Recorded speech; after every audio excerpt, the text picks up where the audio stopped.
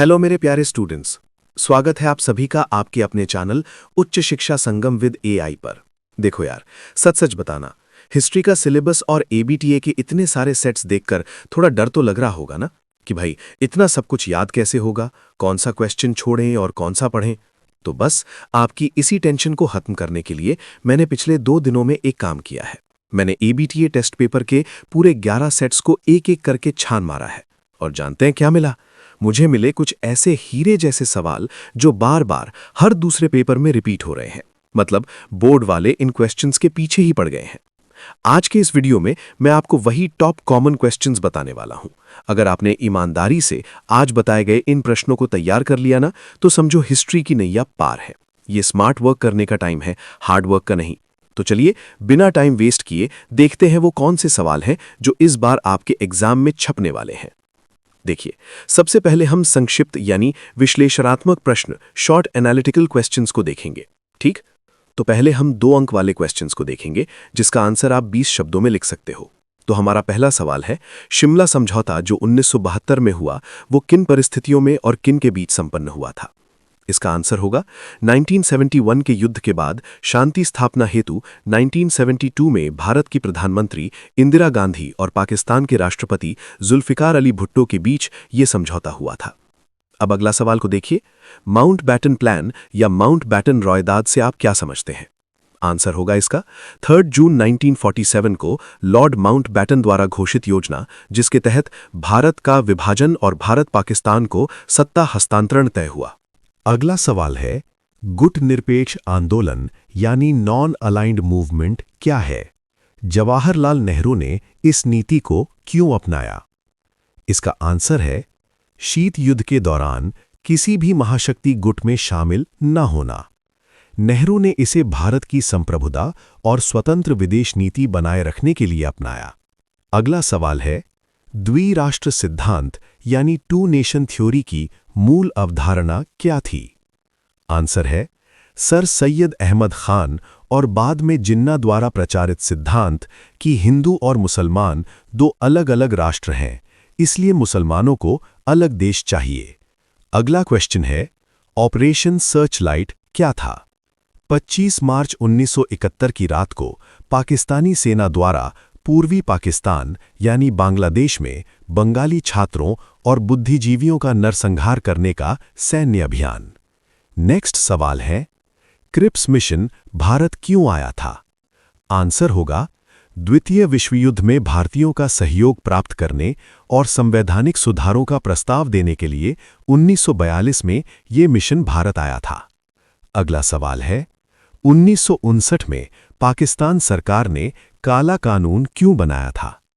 इसका आंसर होगा अय्यूब खान ने राजनैतिक विरोधियों और नेताओं को अयोग्य घोषित करने और सेना की सत्ता मजबूत करने के लिए EBDO यानी काला कानून लागू किया। अब अगला सवाल को देखिए, स्वतंत्र बांग्लादेश के गठन के बाद जनगण का युद्ध किसे कहा गया? 1971 के मुक्ति युद्ध को जनगण का युद्ध कहा गया क्योंकि इसमें केवल सेना नहीं बल्कि आम जनता, छात्रों और किसानों ने भी भाग लिया। अब चलिए वर्णनात्मक यानी लघु उत्तरी प्रश्न डिस्क्रिप्टिव क्वेश्चंस को देखेंगे जो 4 अंक का है। इसे आप 60 से 80 शब्दों में लिख सकते हो। ठीक, तो हमारा पहला सवाल है, महारानी विक्टोरिया के घोषणा पत्र का क्या महत्व था और भारतीय प्रशासन पर इसका क्या प्रभाव पड़ा? आंसर होगा इसका 1858 के घोषणा पत्र ने भारत में कंपनी शासन को समाप्त कर ब्रिटिश ताज यानी क्राउन का शासन स्थापित किया। इसका सबसे बड़ा महत्व हड़प नीति यानी डॉक्ट्रिन ऑफ लैप्स की समाप्ति थी। प्रशासनिक रूप से गवर्नर जनरल को वायसराय बना दिया गया। भारतीयों को योग्यता अनुसार सरकारी नौकरी और धार्मिक स्वतंत्रता का आश्वासन दिया गया, जिसने प्रशासनिक ढांचे को पूरी तरह बदल दिया। अब चलिए अगला सवाल पर, 1857 के महाविद्रोह की विफलता के मुख्य कारण क्या थे? अब इसका आंसर होगा 1857 के विद्रोह की विफलता का मुख्य कारण केंद्रीय नेतृत्व का अभाव था। बहादुर शाह जफर कमजोर साबित हुए। विद्रोह अखिल भारतीय नहीं था। दक्षिण भारत और पंजाब शांत रहे। संसाधनों में भारी असमानता थी। विद्रोहियों के पास पुराने हथियार थे, जबकि अंग्रेजों के पास आधुनिक राइफलें और तार यानी टेलीग्राफ व्यवस्था थी। इसके अलावा शिक्षित मध्यम वर्ग और कई रियासतों ने विद्रोह का समर्थन नहीं किया। अगला सवाल होगा, 1857 के विद्रोह में शिक्षित बंगाली मध्यम वर्ग की क्या भूमिका थी? इसका आंसर होगा, शिक्षित बंगाली मध्यम वर्ग 1857 के विद्रोह से अलग रहा और उन्होंने इसका विरोध किया। वे ब्रिटिश शासन को भारत के आधुनिकीकरण के लिए आवश्यक मानते थे। उनकी धारणा थी कि विद्रोही यानी सिपाही देश को वापस मध्ययुगीन पिछड़ेपन की ओर ले जाएंगे। इसलिए उन्होंने विद्रोहियों का समर्थन करने के बजाय अंग्रेजों की जीत की प्रार्थना की और अपनी वफादारी बनाई रखी। अब चलिए नेक्स्ट क्वेश्चन पर। मुस्लिम समाज के आधुनिकीकरण और पाश्चात्य शिक्षा में सर सैयद अहमद खान और अलीगढ़ आंदोलन की भूमिका स्पष्ट करें। इसका आंसर होगा, सर सैयद अहमद खान ने महसूस किया कि अंग्रेजी शिक्षा के बिना मुस्लिम समाज का विकास असंभव है। उन्होंने 1875 में Mohammedan Anglo oriental college AMU की स्थापना की। अलीगढ़ आंदोलन ने मुसलमानों में वैज्ञानिक दृष्टिकोण पैदा किया और पर्दा प्रथा व बहुविवाह जैसी कुरीतियों का विरोध किया। उन्होंने मुसलमानों को कांग्रेस से दूर रहकर आधुनिक शिक्षा और सरकारी नौकरियों पर ध्यान केंद्रित करने के लिए प्रेरित किया। अब अगला सवाल है, 1942 के भारत छोड़ो आंदोलन यानी क्विट इंडिया मूवमेंट में महिलाओं और छात्र समाज की भूमिका का वर्णन करें। इसका आंसर होगा, इस आंदोलन में छात्रों और महिलाओं ने अभूतपूर्व साहस दिखाया। छात्रों ने स्कूल कॉलेज छोड़कर जुलूस निकाले और भूमिगत रेडियो चलाया। मातंगिनी हाजरा ने तामलुक में गोली लगने के बावजूद तिरंगा नहीं छोड़ा। कनकलता बरुआ और सुचेता कृपलानी जैसी महिलाओं ने नेतृत्व किया। ये आंदोलन स्वतः स्फूर्त था, जिसमें नेतृत्व जेल में होने के बावजूद जनता ने सड़कों पर मोर्चा संभाला। अगला सवाल है, रॉलेट एक्ट के खिलाफ भारतीयों की क्या प्रतिक्रिया थी? जलियांवाला बाग हत्याकांड की पृष्ठभूमि और कारण क्या थे? इसका आंसर होगा, भारतीयों ने रॉलेट एक्ट को काला कानून कहा क्योंकि ये बिना मुकदमे की गिरफ्तारी की अनुमति देता था। गांधी जी ने इसके खिलाफ सत्याग्रह सभा बनाई और देशव्यापी हड़ताल हुई। पंजाब में इसका विरोध तेज था। डॉक्टर सत्यपाल और सैफुद्दीन किचलू की गिरफ्तारी के विरोध में 13 अप्रैल 1919 को जलियांवाला बाग में शांतिपूर्ण सभा हो रही थी, जिस पर जनरल डायर ने गोली चलवा दी। अगला सवाल है, भारतीय संविधान की प्रमुख विशेषताओं का उल्लेख करें। संविधान निर्माण में डॉक्टर BR अंबेडकर की भूमिका और संविधान सभा के उद्देश्यों पर प्रकाश डालें। इसका आंसर होगा, भारतीय संविधान विश्व का सबसे विस्तृत लिखित संविधान है, जिसमें संसदीय प्रणाली, मौलिक अधिकार और वयस्क मताधिकार शामिल हैं। डॉक्टर अंबेडकर प्रारूप समिति के अध्यक्ष थे और उन्हें संविधान का जनक कहा जाता है। उन्होंने दलितों और पिछड़े वर्गों के अधिकारों को सुनिश्चित किया। संविधान सभा का उद्देश्य भारत को एक संप्रभु, समाजवादी, धर्मनिरपेक्ष और लोकतांत्रिक गणराज्य बनाना था, जहां सभी को सामाजिक न्याय मिले। अगला है सवाल, स्वतंत्र भारत में पंचवर्षीय योजनाओं यानी 5 ईयर प्लान्स का क्या उद्देश्य था? नेहरू महालनोबिस मॉडल क्या है? इसका आंसर होगा, पंचवर्षीय योजनाओं का उद्देश्य राष्ट्रीय आय बढ़ाना, आत्मनिर्भरता प्राप्त करना और रोजगार सृजन था। द्वितीय पंचवर्षीय योजना 1956 से 1961 को नेहरू महालनोबिस मॉडल कहा जाता है। इसमें कृषि के बजाय भारी उद्योगों यानी हैवी इंडस्ट्रीज के विकास पर जोर दिया गया, ताकि भारत औद्योगिक रूप से मजबूत बन सके। PC महालनोबिस ने इस सांख्यिकीय मॉडल को तैयार किया था। अगला सवाल है, 1990 के दशक में आर्थिक उदारीकरण यानी इकोनॉमिक लिबरलाइजेशन नीति अपनाने के पीछे क्या कारण थे? इसका आंसर होगा, 1991 में भारत गंभीर आर्थिक संकट से जूझ रहा था। विदेशी मुद्रा भंडार यानी फॉरेक्स रिजर्व्स लगभग समाप्त हो गया था और राजकोषीय घाटा बहुत अधिक था। अंतर्राष्ट्रीय मुद्रा कोष ने ऋण देने के लिए भारतीय अर्थव्यवस्था को खोलने की शर्त रखी। इसलिए वित्त मंत्री मनमोहन सिंह ने लाइसेंस राज समाप्त कर उदारीकरण, निजीकरण और वैश्वीकरण यानी LPG की नीति अपनाई। अगला सवाल है, 1971 के बांग्लादेश मुक्ति युद्ध में भारत की भूमिका और शरणार्थी समस्या के प्रभाव पर चर्चा करें। इसका आंसर होगा पाकिस्तानी सेना के अत्याचार से बचकर लगभग 10 करोड़ शरणार्थी भारत आए, जिससे भारत पर भारी आर्थिक दबाव पड़ा। भारत ने मानवीय सहायता दी और मुक्ति वाहिनी को प्रशिक्षण और हथियार उपलब्ध कराए। 3 दिसंबर 1971 को पाकिस्तान के हमले के बाद भारतीय सेना ने सीधे युद्ध में प्रवेश किया और 13 दिनों में पाकिस्तान को आत्मसमर्पण करने पर मजबूर कर दिया, जिससे बांग्लादेश का जन्म हुआ। अगला सवाल है, शेख मुजीबुर रहमान की 6 सूत्रीय मांगों यानी 6 पॉइंट डिमांड का महत्व बताएं। इसका आंसर है 1966 में शेख मुजीब द्वारा पेश की गई 6 सूत्रीय मांगें पूर्वी पाकिस्तान यानी बांग्लादेश की स्वायत्तता का मैग्ना कार्टा थीं। इसमें केंद्र सरकार के पास केवल रक्षा और विदेश मामले रखने और दोनों हिस्सों के लिए अलग मुद्रा की मांग की गई थी। ये आंदोलन बंगाली राष्ट्रवाद का आधार बना और अंततः 1971 के मुक्ति युद्ध और स्वतंत्रता का मुख्य कारण सिद्ध हुआ।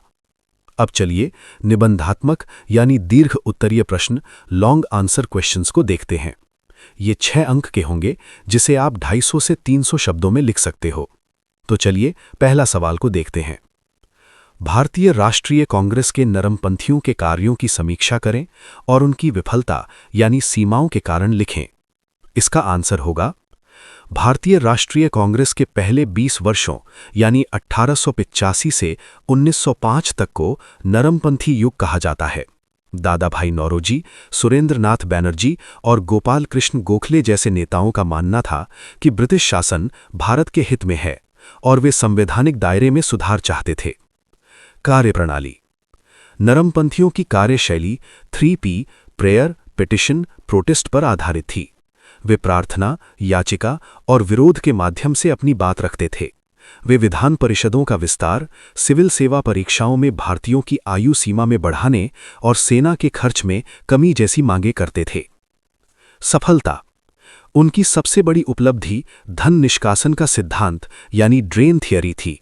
दादा भाई नौरोजी ने साबित किया कि कैसे अंग्रेज भारत का धन लूटकर ब्रिटेन ले जा रहे हैं।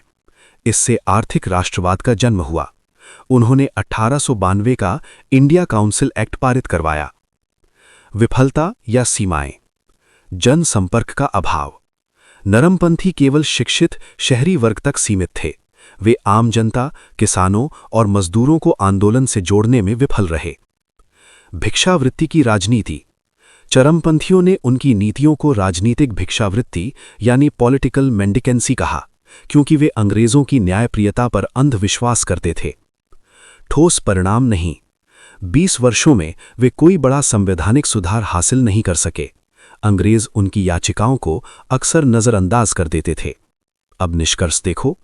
अपनी सीमाओं के बावजूद नरमपंथियों ने भारत में आधुनिक राजनीति की नींव रखी और अंग्रेजों के आर्थिक शोषण को उजागर किया, जिसने भविष्य के आंदोलनों का मार्ग प्रशस्त किया। अगला सवाल है, कांग्रेस के भीतर नरमपंथियों और चरमपंथियों यानी एक्सट्रीमिस्ट्स के बीच वैचारिक अंतर क्या थे? इसका उत्तर होगा 1905 के बाद कांग्रेस के भीतर 2 विचारधाराएं स्पष्ट हो गईं। नरमपंथी यानी गोखले, फिरोज शाह मेहता और चरमपंथी यानी लाल बाल पाल। इनके बीच मुख्य अंतर निम्नलिखित थे। लक्ष्य में अंतर। नरमपंथी, इनका लक्ष्य ब्रिटिश साम्राज्य के अधीन औपनिवेशिक स्वशासन यानी डोमिनियन स्टेटस प्राप्त करना था। वे अंग्रेजों को भारत से हटाना नहीं चाहते थे। चरमपंथी, इनका लक्ष्य पूर्ण स्वराज यानी कंप्लीट इंडिपेंडेंस था। तिलक ने कहा था, स्वराज मेरा जन्मसिद्ध अधिकार है और मैं इसे लेकर रहूंगा। कार्य पद्धति में अंतर। नरमपंथी, वे संवैधानिक तरीकों, याचिकाओं और प्रार्थनाओं 3P में विश्वास करते थे। वे कानून तोड़ने के खिलाफ थे। चरमपंथी, वे निष्क्रिय प्रतिरोध यानी पैसिव रेजिस्टेंस में विश्वास करते थे। उनका हथियार था स्वदेशी, बहिष्कार और राष्ट्रीय शिक्षा। वे जनता की शक्ति और सीधी कार्यवाही, डायरेक्ट एक्शन में भरोसा करते थे। अंग्रेजों के प्रति दृष्टिकोण। नरमपंथी, वे ब्रिटिश शासन को ईश्वरीय वरदान मानते थे और उनकी न्यायप्रियता पर भरोसा करते थे। चरमपंथी, वे ब्रिटिश शासन को भारत के पिछड़ेपन और गरीबी का कारण मानते थे। उन्हें अंग्रेजों की नीयत पर कोई भरोसा नहीं था। जनाधार। नरमपंथी, इनका आधार केवल शिक्षित बुद्धिजीवी और उच्च मध्यम वर्ग था। चरमपंथी, इन्होंने निम्न मध्यम वर्ग, छात्रों और आम जनता को राजनीति में शामिल किया और गणेश उत्सव व शिवाजी उत्सव जैसे सांस्कृतिक प्रतीकों का प्रयोग किया। इसका निष्कर्ष होगा, इन मतभेदों के कारण 1907 में सूरत अधिवेशन में कांग्रेस का विभाजन हो गया, लेकिन दोनों का उद्देश्य भारत की उन्नति ही था। अगला सवाल है, भारतीय स्वतंत्रता संग्राम में नेताजी सुभाष चंद्र बोस और आज़ाद हिंद फौज के योगदान और संघर्ष का मूल्यांकन करें। इसका उत्तर होगा, नेताजी सुभाष चंद्र बोस भारत के सबसे क्रांतिकारी स्वतंत्रता सेनानियों में से एक थे। उनका मानना था कि द्वितीय विश्व युद्ध अंग्रेजों को हराने का एक सुनहरा अवसर है। आईएनए का पुनर्गठन। 1943 में सिंगापुर पहुंचकर उन्होंने रासबिहारी बोस से आईएनए की कमान संभाली। उन्होंने अस्थायी आज़ाद हिंद सरकार बनाई, जिसे 9 देशों ने मान्यता दी। उन्होंने दिल्ली चलो और जय हिंद के नारे दिए। सैन्य अभियान। 1944 में आईएनए ने बर्मा यानी म्यांमार सीमा से भारत पर आक्रमण किया। उन्होंने कोहिमा और इम्फाल तक मार्च किया और भारतीय तिरंगा फहराया। उन्होंने अंडमान और निकोबार द्वीप समूह को अंग्रेजों से मुक्त कराकर उनका नाम शहीद और स्वराज रखा। झांसी की रानी रेजिमेंट। बोस ने महिला सशक्तिकरण की मिसाल पेश करते हुए दुनिया की पहली महिला लड़ाकू टुकड़ियों में से एक झांसी की रानी रेजिमेंट का गठन किया। प्रभाव। यद्यपि आईएनए सैन्य रूप से हार गई, लेकिन राजनैतिक रूप से जीत गई। आईएनए अधिकारियों पर लाल किले के मुकदमे ने पूरे देश को एकजुट कर दिया। इसने ब्रिटिश भारतीय सेना की वफादारी को तोड़ दिया, जिससे 1946 का नौसैनिक विद्रोह हुआ। अंग्रेज समझ गए कि वे अब तलवार के दम पर भारत पर शासन नहीं कर सकते। अगला सवाल होगा, 1946 के नौसैनिक विद्रोह यानी रॉयल इंडियन नेवी म्यूटिनी के कारणों और इसके ऐतिहासिक महत्व की विवेचना करें। इसका आंसर है, 18 फरवरी 1946 को बंबई में HMIS तलवार जहाज पर शुरू हुआ विद्रोह ब्रिटिश साम्राज्य के अंत की घोषणा था। कारण, नस्लीय भेदभाव। अंग्रेज अधिकारी भारतीय नाविकों को कुत्ता कहकर अपमानित करते थे। खराब भोजन। नाविकों को जानवरों जैसा खाना दिया जाता था। वेतन असमानता। ब्रिटिश नाविकों की तुलना में भारतीयों का वेतन नगण्य था। INA trial.